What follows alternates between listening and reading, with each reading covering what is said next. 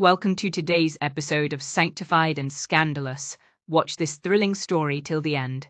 Let us know what you think. They were the picture of unity. Pastor Harold and First Lady Renee Williams had led Kingdom Harvest Fellowship for nearly 2 decades. Every Sunday, she sat on the front pew, heels crossed, Bible in hand, face glowing with an almost supernatural calm. Women in the congregation admired her elegance. Men respected her silence. She never overstepped, never complained, and always supported her king, as he called himself, from the pulpit. Together, they were presented as the model of Christian marriage, a vision of love, leadership, and spiritual alignment. But what no one saw were the silent tears, the cold shoulders, the locked phone, and a woman who knew too much, the whispered warnings. The whispers started small. Sister Chantal, a choir soprano, suddenly stepped down and left the church, no explanation. A month later, she gave birth to a baby whose features bore a striking resemblance to the pastor. Then came the youth intern, a 22-year-old woman who suddenly relocated states overnight after breaking down in tears in the church bathroom. First Lady Renee noticed. She always noticed. She had long mastered the art of standing by quietly while her world spun in chaos. But she was watching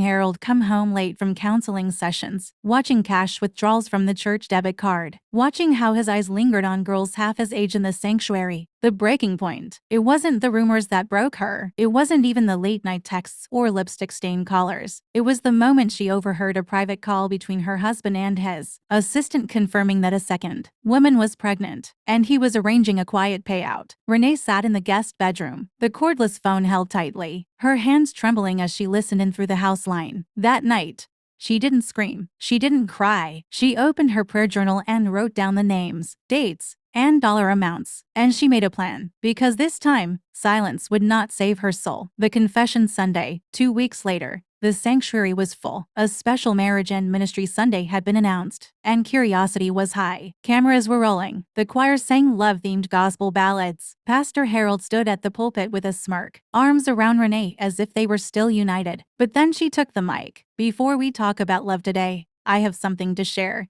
she said. The room went still. She pulled out her phone and pressed play. The recorded phone call between the pastor and his mistress echoed through the sanctuary, gasping, shouting, people covering their mouths. "And that's not all," she said, holding up a folder of receipts, ultrasound appointments, and cash transfers. "My silence ends today." The fallout. Chaos erupted. Ushers tried to cut the mic. Pastor Harold shouted, "She's unstable." But the damage was done. The live stream captured everything. Within hours, it was reposted to Facebook, YouTube, and TikTok under hashtags like #FirstLadyExposal and #PulpitLee's Church Mothers wept. Deacons quit. The assistant pastor, who had long suspected the truth, announced his resignation live. By Tuesday, local news outlets picked up the story. Pastor's affair exposed by wife during sermon. The headlines read, "Harold was placed on a leave of absence. The pulpit that once made him a god became his public execution chair." The private pain. Behind the scenes, Renee was crumbling. 20 years of loyalty, countless sacrifices, children she raised practically alone, women she counseled while knowing her husband had slept with them. She had lived in shame for too long. But going public wasn't easy. Family members turned on her. Church friends told her she should have kept it in-house. "You're tearing the body of Christ,"